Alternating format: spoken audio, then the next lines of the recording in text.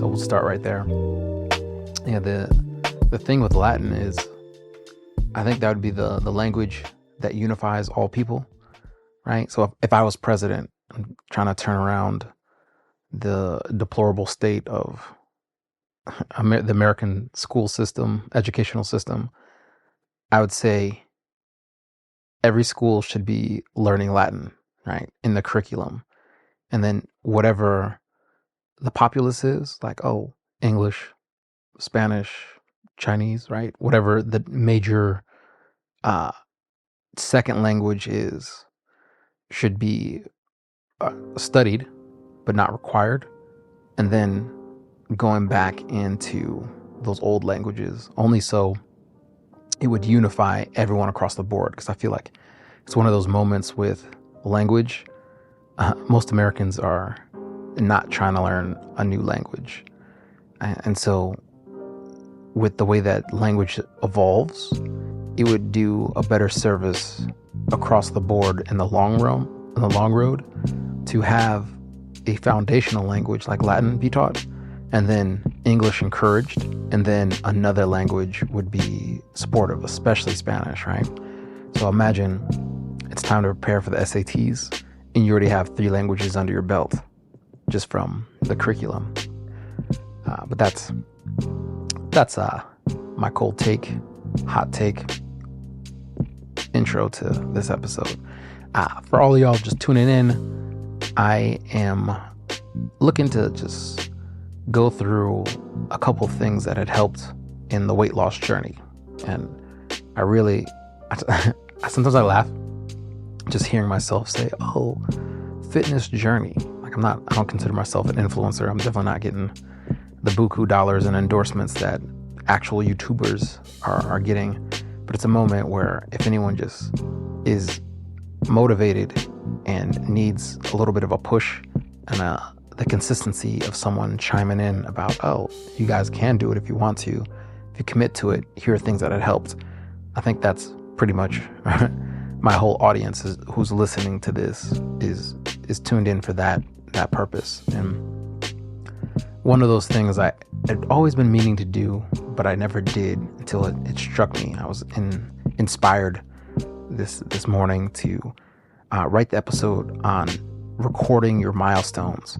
And just as Providence would have it, I found an old journal of mine. This is from 2021. And it's right when I had started making major strides in the weight loss progression, right? So the first milestone I have is in this journal, because of course I started at 335 to get down to 235. The first one I have marked in this is 273 pounds. And then the next increment is 263 pounds. The third milestone is 253 pounds. The fourth is 243 pounds. And then the final one where I have the goal complete marker is 233 pounds, right? And each of these, if you line it up on a graph, has a thick, for when I first filled it out at 273, it has a red marker for smaller notches, sort of like when you're on a ruler, when you're looking at a ruler. And this is probably going to be the visual aid that is the fuel in your system to keep going, especially since it's so challenging to do. But it's not something that's so daunting no one can start or complete. It's more like, keep this in mind as you're going. Don't give up. And each time you lose 10 pounds, just have a healthy retreat, a healthy reset of your attitude with lifting weights, your attitude with eating, your attitude with resting and recovery, and then start again to do the next 10 pounds. So take it step by step and not really needing to focus on that end goal, because you already know what that the big picture is for going down those last 40 pounds, right? Till you hit your goal of 233. So I have it marked, and you have like a little checklist. I mark it 10 pounds down, little box, another 10, box, another 10, box. And just looking at it, I see the ink change because, pens move. So I have 273 to 263, a red arrow going across each of those little notches. The next one, it's black ink going from 263 to 253. Then the next one is blue ink, and it was completely unintentional to have it like that, but it just worked out to be that way. And the dates and the times marked with it. So I don't have the 273 marker down, but for 262.2 pounds, which falls in the second milestone, it's October 14th, 2021. Big shout out to my man's Eric Quinn. That's also his birthday. I don't think I had noted that, but I have it memorized because that's my guy right there.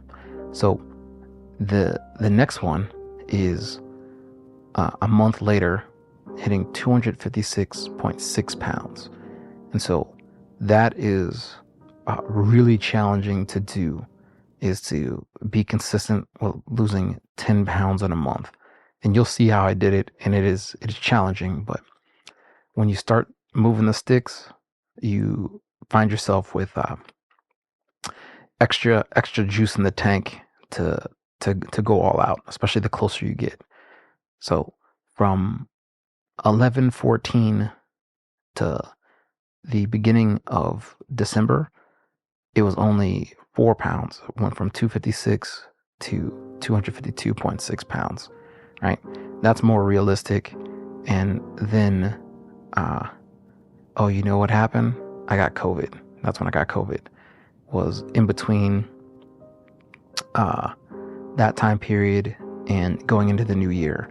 So that was an unforeseen consequence of being alive in that time period while pushing myself really hard.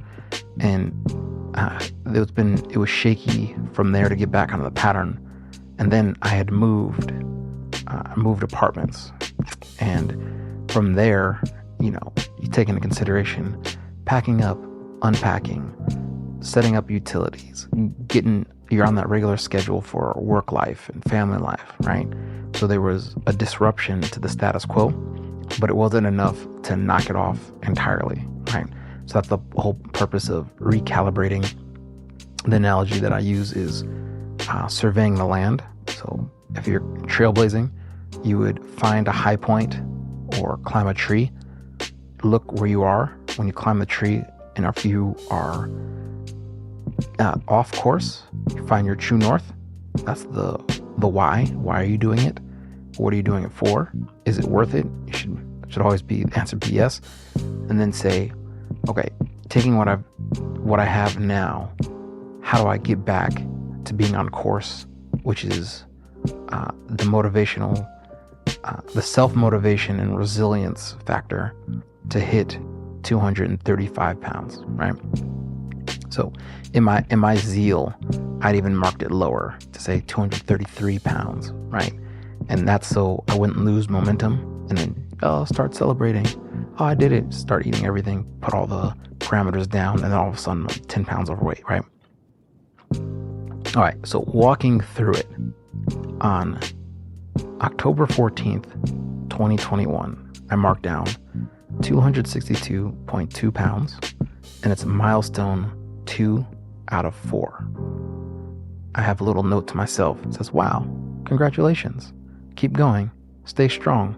Stay hard. And that was in the beginning of my huge David Goggins kick, right? So I was really inspired by him and his story, and doing what it takes to stay on point, to stay there, and to keep it going, keep it strong. All right. The new goal was and it's very clear, it's distinct, I can see it from a distance. It says, new goal, hit milestone number 3, exclamation point. All right, I had to really drive that home. All right, so that new milestone is 253.3 pounds. I made a little box and knew very shortly I'd be checking that box and then writing down the date.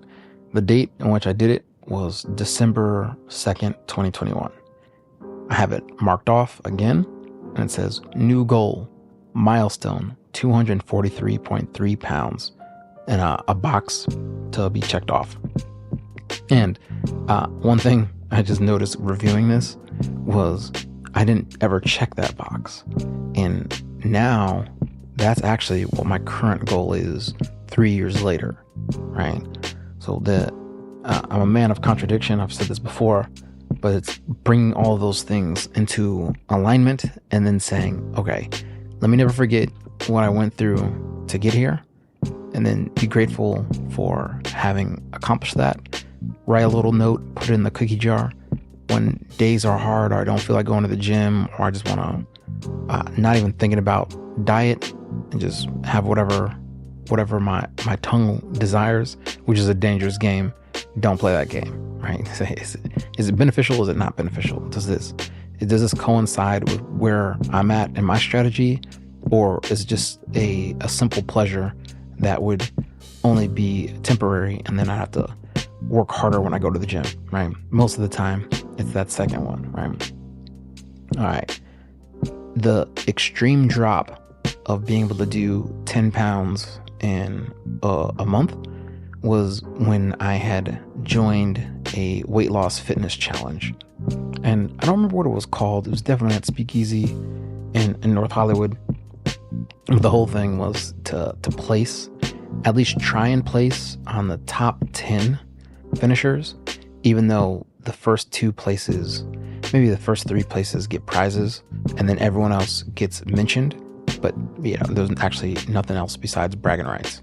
And the time that I had done the most, I think it was 17 pounds or something like that.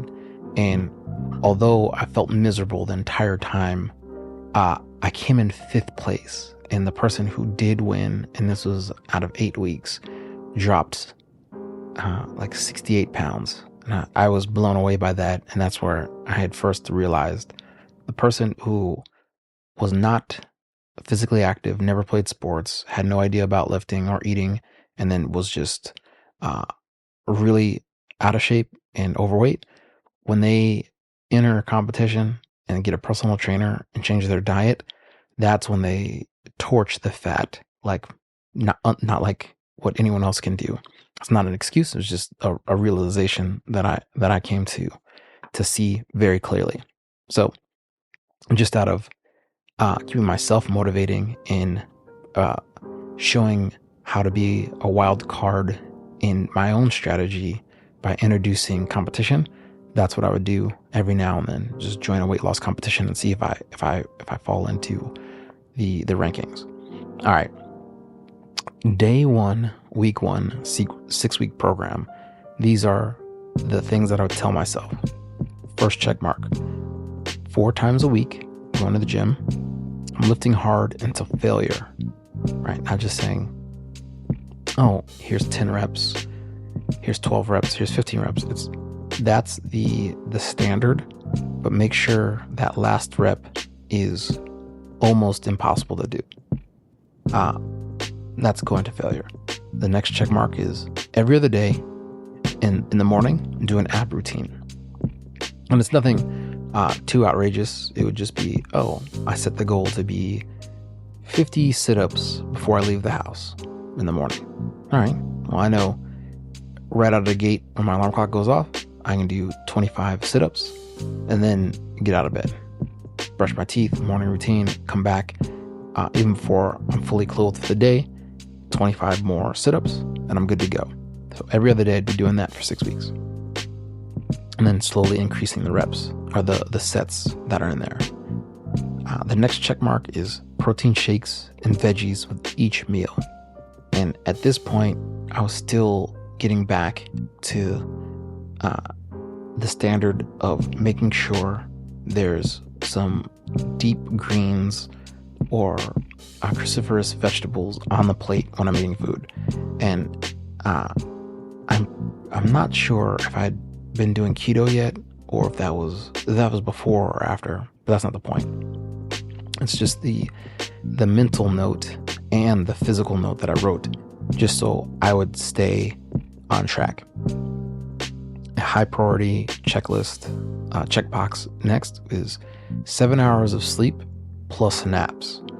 So be the standard of getting 7 hours no matter what, and then taking a nap if I'm feeling tired instead of doing a coffee fix or caffeine fix. And then the next checkbox is rest days, take walks. In this moment, I know 4 days a week I'll be going to the gym.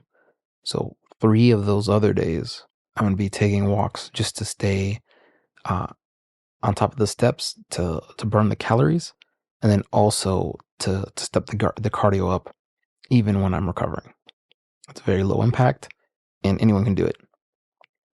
The next 3 are saying in the gym, right?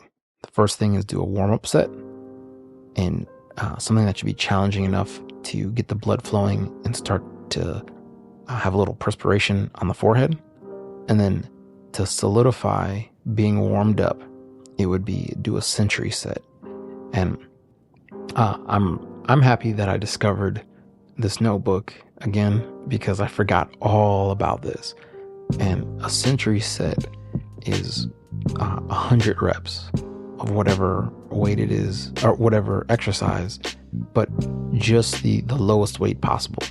So if I was doing squats, it'd be just the bar, leg day, 100 reps of the squats just with the 45-pound Olympic bar on my back. When I was feeling overzealous, I should say, when I was feeling like I was chomping at the bit to really get the weights going, that's when I would do the front squats, right?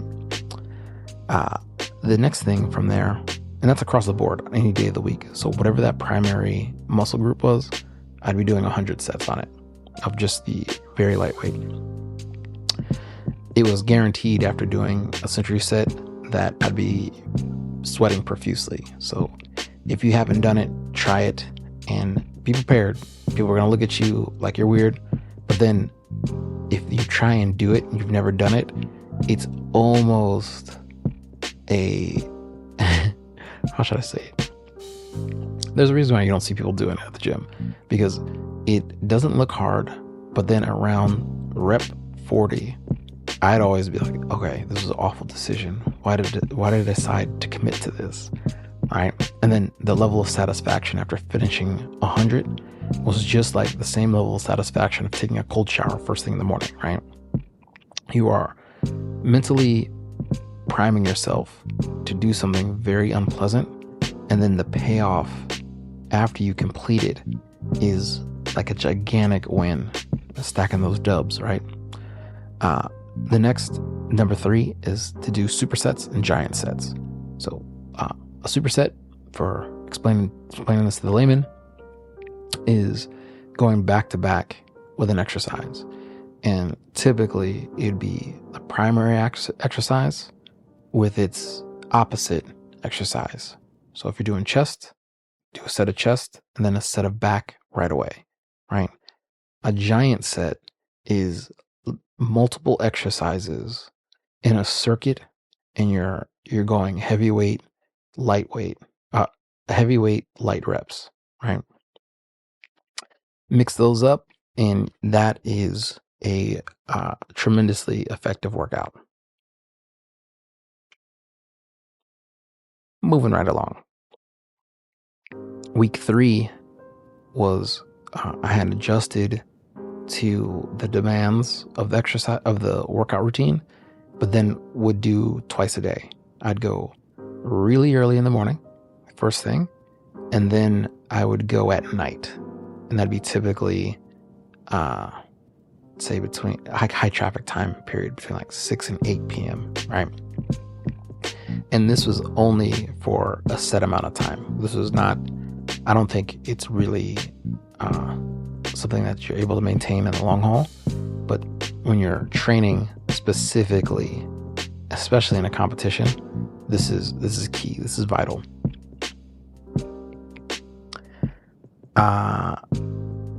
On November the 10th, it happened to be a Wednesday. This is what a typical workout would look like. I would bike for 45 minutes, which came out to be 6 miles, and then do a century set circuit. After that, I would do the elliptical machine for 45 minutes, which came out to be 4 miles at 415 calories, right? So this is really precise with saying the time, the distance, recording the distance, and the calories if possible. Record the calories burned. And that's just a ballpark estimate of what it looked like. And then just go from there, stack it up, record it, and then you'll be able to review it.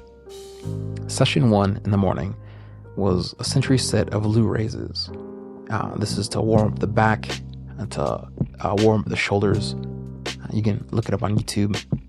And I would do it with, first, I did 10 pounds for 20 reps, and then 2.5 pounds for 80 reps. That completes the first century. From there, went to unicameral tricep variation. And unicameral is just one at a time. So you'd focus on one arm, then you'd focus on the opposite arm. I did that variation for 12 pounds. And then bicep curl at 10 pounds. Oh, my bad. Yeah. It was a dumbbell curl for biceps, 10 pounds. And then seated dip machine, 45 pounds. And then super squat machine, 45 pounds, twice for 100 reps. Totaling 600 reps all around for session 1. Session 2 later that night, would do a shoulder press with dumbbells for 5 pounds. And then dumbbell row incline for 25 pounds. And I did it 15 reps. And then 20 pounds for 12, 20-pound easy curl, right? Then I moved it to the Cobra curls. That's when you adjust the incline bench, but then you put your chest on the side. You don't have your back to it. So imagine you're doing easy curls, the curve, the wavy bar. And instead of just doing those curls, you're laying down on the incline, and you can really feel the peak of the bicep when you squeeze it at its zenith. Did 20 pounds easy curl, then the unicameral tricep variation, 10 pounds. That session 2 went for 500 reps. So at the end of session 2, I was feeling frisky, had still gas in the tank. So I did shoulder shrugs with a 45-pound plate for 10. And then I moved down to a 25-pound plate for 90 reps. Grand total being 1,200 reps, which I marked as a personal record, personal best, right? This is not standard if you're brand new to lifting. But if you did and you worked up to this, you'd have tremendous gains, and you'd probably be unrecognizable, especially if you never really went to the gym before. I highly recommend establishing that mind-muscle connection, learning the exercise, getting comfortable with the exercise, and then recording it, going through and seeing what you can handle, especially on week 3. Week 3 would be a great gauge, especially for having the discipline and the routine get solidified. So use with discretion, especially if you're older. But if you are feeling like you can handle it, go for it. I say push it to the max and see what you're able to do. On 11/11, that's Veterans Day, elliptical machine for 45 minutes, hit it for 5 miles, 480 calories, lat pull down variation. I did that the century set, plus the calf raise seated at 75 pounds. So that was the circuit for 100 reps. The flat bench was at 135 pounds for 100 reps. And this is one I would say use with discretion, especially if you don't have a spotter, because 135 pounds becomes extremely heavy real fast. And I think Now that I think about it, I don't know if I'd recommend that one. I'd say just stick with the bar unless you've been benching for years. But if you're feeling spry, go for it. Did the farmer carry, which is just like doing the suitcase carry, right? There's just a different name for it. And the one lap would be the entire perimeter of the gym with machines permitting, right? So just make the course, the pathway that you're walking, that is still in line with gym etiquette, so you're not interrupting anyone or getting distractingly close to them. And then walk that whole distance of whatever size your gym is, and that's counted as one lap.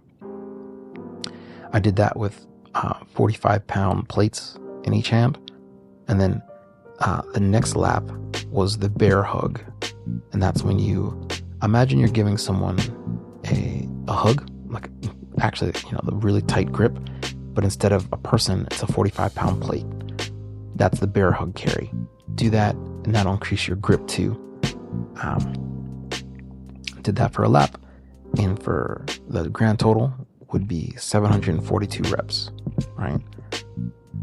I know this is getting pretty meticulous, but in terms of the review and synthesis for see what worked and to explain it to someone, it's very necessary. All right, later that day, session 2, I did calf raise seated for 25 pounds times 2, 50. So that comes out to 100 reps, right? Then I did lat pull down machine, 100 pounds for 100 reps. This at the time was pretty light, but gave enough resistance that I would break a sweat easily by the end of that one.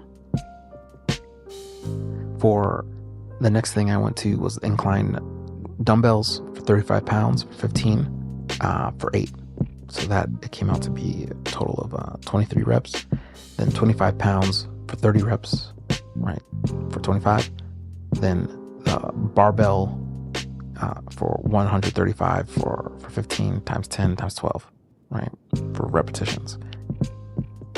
After that, went to the bike for 45 minutes and did 7.25 miles, right, roughly 400 calories. So rinse, wash, repeat. That's what it looked like week 3, week 4. And that would explain such dramatic weight loss, is by being such in a high caloric deficit and knowing what I'm eating, and then burning so many calories too. One thing that I take into consideration is what's that end goal. If I'm trying to lose 100 pounds, it's going to be way different than if I'm trying to lose 10 pounds. If I was reviewing the goal and knowing exactly what I was doing, the pitfall I'd look out for is unforeseen consequences or unknown variables. And just seeing where I'm at right now, which is, I just weighed myself as 258 pounds. It's definitely in the diet. And going to the extreme from 3 years ago during this weight loss competition, I knew exactly what I was eating. I wasn't necessarily keeping myself captive for when I would eat, but I would know exactly how many calories I was getting. And then what that meal looked like and the protocol when going to the gym and recovering. That type of hyper focus is the difference between hitting your goal and then just casually floating and getting close to it or trying. With reviewing, writing it down and reviewing, you can see what worked and what worked more effectively, and then what didn't work or what felt uncomfortable. And this would help anyone, right? So if I'm talking to the person who only wants to lose 10 pounds, I'd say, how fast do you want to lose that weight? Because if you're willing to sit down for an hour and plot out all your meals for 6 weeks, knowing that, one day a week, this is how you're preparing for it, and then what you're getting in your macros, you'll be able to do it the same way that I did it. And you'd probably be able to say, well, you hit that goal, no problem, in a month and a half. But then the thing you have to look out for is, did the habit actually change? Did you develop that part of the character for the discipline that's able to maintain it? If not, be prepared to go back to your old routine, your old habit, and get out of shape, right? And I'm a living example of that, right? So I know recording a podcast not only keeps me accountable, but it helps other people stay focused for whatever their goal is, and then to maintain it for life. The slow cure is often the best cure, and taking that in consideration is something that you might not hear about too frequently. Just going on to Instagram for 5 minutes, I see all these things, all these amazing feats of strength, and all these crazy scenarios of professionals who have like 10 years of practice for a specific video that they're going for. And then all the other videos are kind of similar to it, but it's one of those moments where the newbie can't just roll in the gym and do that particular feat of strength and expect the same result, right? I was tripping out because there's this video that came across my feed yesterday where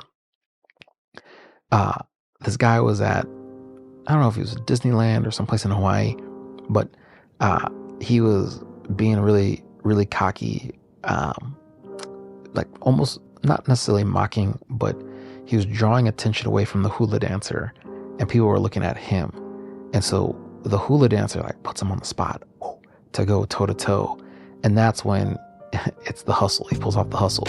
He starts straight killing it. Like he's doing all these moves that no average person can do, and then ends on the same marker that she ends on because it's like a particular melody that they were doing. And the whole crowd just loses it, right? Oh, wow, look at this. And we thought he was just being a jerk, but come to find out, he's a professional hula dancer who's been hula dancing his whole life, right? So it's just one of those things. How do you apply that lesson to your life as you're looking at Instagram? For me, it's having the sobering reality and realization that some of these things are tremendous and phenomenal, but they're not every day. They're not something that you can just pull off unless you've been training and focusing on that particular discipline for years. That anchors me back in reality for what I'm able to do. And to contrast that with these 2-a-day workouts that I've been doing, that was for a very short time and space in my life of training. And if I tried to do that right now, I probably wouldn't even last session 1, right?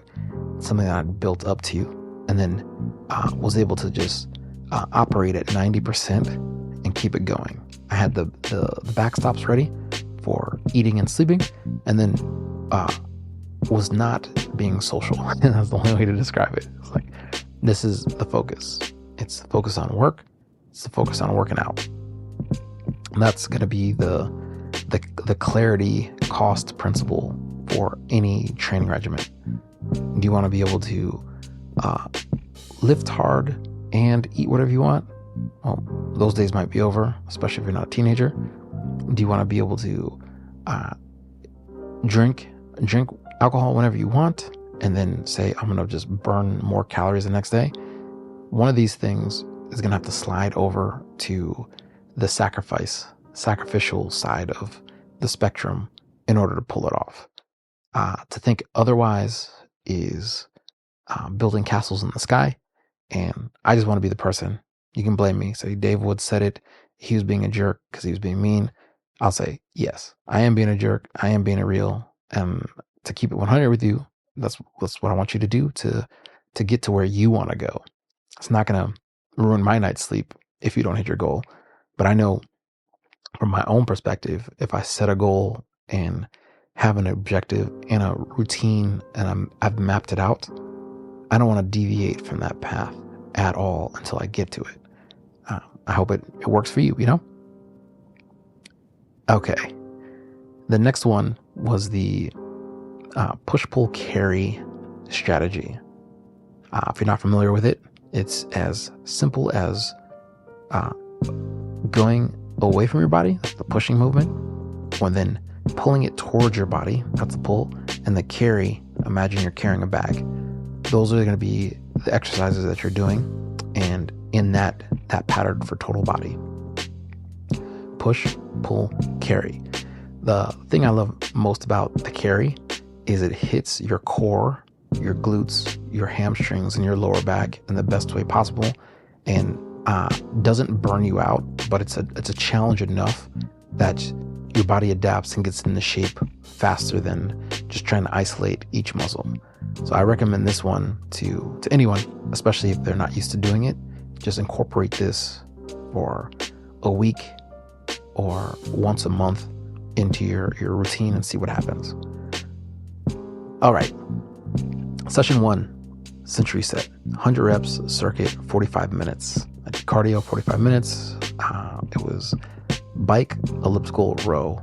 And this was the split for each workout, right? So I didn't do all of them all together.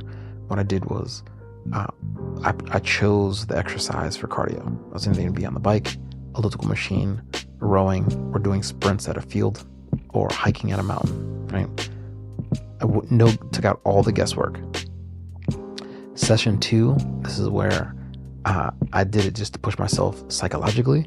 I would repeat that same workout that I did earlier the day for the time, the distance, and the intensity, right? Very easy to do. Do it for a week, see how you feel. The staple exercises I said for primary were the bench press, the super squat rack, the super squat machine, the standing shoulder press, and the pull-up variation. The range for the weight was light to medium. And this is vital for injury prevention, but then also putting enough tension on the joints and the muscle so that you don't pull anything, but you also push and it burns, but in the best way possible. For secondary exercises, that's the supplemental exercises to whatever the primary was for the day, was hamstrings, glutes, calves, biceps, triceps, traps, quads, and doing abs specifically after doing the cardio, so that you don't blow out anything beforehand. Every time I've been injured, it's been revolving around that. And the thing that I found was saving abs for last, or doing it way before without weights, is the thing that gets the blood flowing, the muscles activated, but not enough where it detracts away from any other exercise. And for that, the note is go light on them. So this is where you have to check your ego at the door and say, I know I can do way more weight than this. This is not about anyone else. It's about the rep range, which is 100, and then strengthening the form and the motion. So you keep it really light. You look foolish, but it's one of those things where you'll grow in humility real fast. I guess that's the byproduct of doing the century sets and growing in humility. On the next session, it was just mixing and matching those exercises that I'd mentioned before. So you do that, record it, session 1, session 2, good to go. Just to bring it back, because I know it's hard to visualize it without an actual indicator with a picture. It is the difference between losing 10 pounds in a month and losing 10 pounds in 3 months. It's the prep period, and then knowing what the exercises are, why you're doing it, and then just doing it twice a day. Just a little self-examination as I'm saying it. This might be the slight disclaimer that I would really, it's worth repeating, of saying, if you're brand new to lifting or to going to the gym or having a huge goal like losing 100 pounds, find out what your body can handle for the first couple weeks and then gauge it from there. And I know that's very subjective, but there's a point, especially around week 3, that if you actually feel sick or there's a joint in your body that is aching and it doesn't seem to be recovering, that is an indicator to stop doing that exercise. On the other hand, if you feel fine or you've been getting stronger, I'd say push it, right?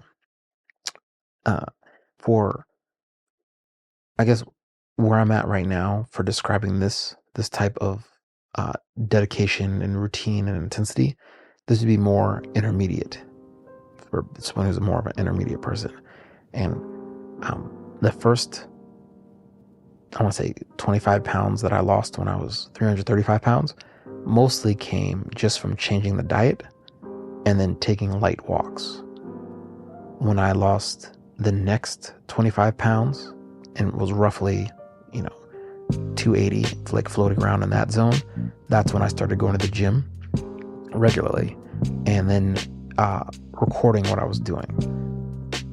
The point of picking up speed and having a new notebook, which is the one that I found earlier this week or a couple days ago, was to say, oh, here is to record the progress and to monitor what I'm doing. And at that point, those were the 5 new goal milestones to hit for losing 100 pounds. Go from 273 to 263, 263 to 253, 253 to 243, 243 to 233, and be able to celebrate and recover and then go back to it.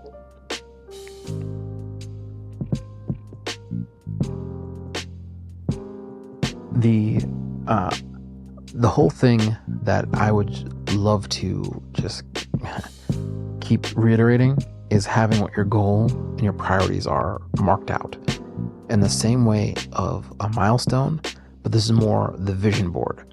And the one thing that I would always ask myself is, is this how I want to look? Is this how I want to feel? If the answer is no, what can I do to change it?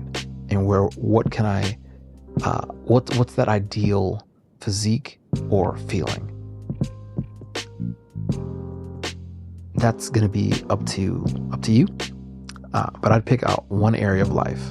I'm always looking at a bunch of things for me personally. And so, there's finances, education, baby girl, my lady, mindset, faith, fitness. Those are all sectors that I have marked out on my board and I carry it around. I have one at home and I have one that I keep in my bag, whether it be gym bag, backpack, or doing light work, right? When I'm able to see it and I have it down, fitness, I can know without the shadow of a doubt, those bullet points say routine. I have the gym name marked out. Walking routine, having a rosary thank you. So that's the it seems tangential, but it's right on point, is when I'm going for a walk, am I listening to music? Am I listening to an audiobook? Am I just thinking to myself, or am I having a conversation with God? In this moment, I know when I'm really on my P's and Q's and I'm carrying out all these things that demand focus and attention, it's good to mark out what I'm doing and when I'm doing it. So when I'm taking fitness to the next level and I'm really have my eye with tunnel vision on it, I want to walk without headphones on, I don't even bring my phone with me, and it would be to hold the rosary and pray the rosary in thanksgiving and gratitude for getting to this point. That has its own benefits besides taking me out of myself, but instead adjusting the mood and attitude by doing that contemplative prayer. If y'all aren't familiar with the rosary by this point, for me talking about it, you can YouTube it, you can Google it, you can see, but it's such a powerful prayer because it goes through the entire life of Jesus, and then also gives big ups and time to his mom, who was the most important person to him outside of God the Father, right? And so it's completely scriptural. There's nothing heretical about it. It's a really beneficial practice. So if you don't have that in your habit, in your routine, I highly, highly, highly suggest you get into it. All right. Marking it out, you'd be knowing what you're doing for the day. And this probably seems counterintuitive, especially with adults, but I have to just really bring it back home to say you can mark out, just like in high school, what your class periods were and when that shift was, what the subject was, and the time. Expand it further. Oh, in college, what's your schedule look like? How'd you do it then? That was a specific time and place, but the lessons you get from it have even more significant implications and ramifications for carrying it out or not carrying it out. Oh, you enter into the real world as an adult. You have a work schedule. You have a family, right? What does that look like? What time periods are open if you were to block it off? In those moments of blocking it off, you can say what you're doing almost down to the minute. If you have it down to the minute, that you can be in control of the time and not have the time be in control of you. 24 hours in a day, this is what it looks like on a Monday. 24 hours a day, this is what it looks like on a Tuesday. So on and so forth throughout the week. And at the end of the week, if you've written down how you responded to what your priorities were, you can even more clearly see if you're on track or off track. This is part and parcel for pulling off a New Year's resolution, for having a list of goals, for getting any type of task done down to the most minute detail. And if it really comes down to changing habits and creating new habits, I think this might be the only key that you need in order to pull it off. So I'm gonna get ready to wrap it up on that note, but this is something, I don't want to say it just casually. It would be, you can change your entire life and your mood, your attitude, the way you interact with people. You can change your physique. You can change your spirituality. You can change your emotional outlook. All of these things can be adjusted to be not only efficient and effective, but can be so beyond what you've been doing up until this point that your friends will thank you, your family will thank you, your future self will thank you. And it really only takes 1 hour of your day to mark off what is important, what's not, and how you can adjust it with the materials and the resources that you have now. For me, losing 100 pounds, that had started right at the beginning of pandemic. I'd say a couple months before pandemic actually kicked in, I said, I'm going to lose 100 pounds, right? And then as life showed up, that's when it became the test.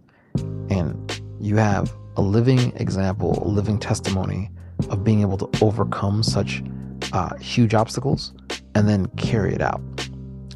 Granted, there was a little bit of a backslide, but that's to be expected, because this is really what happens in the real world, right?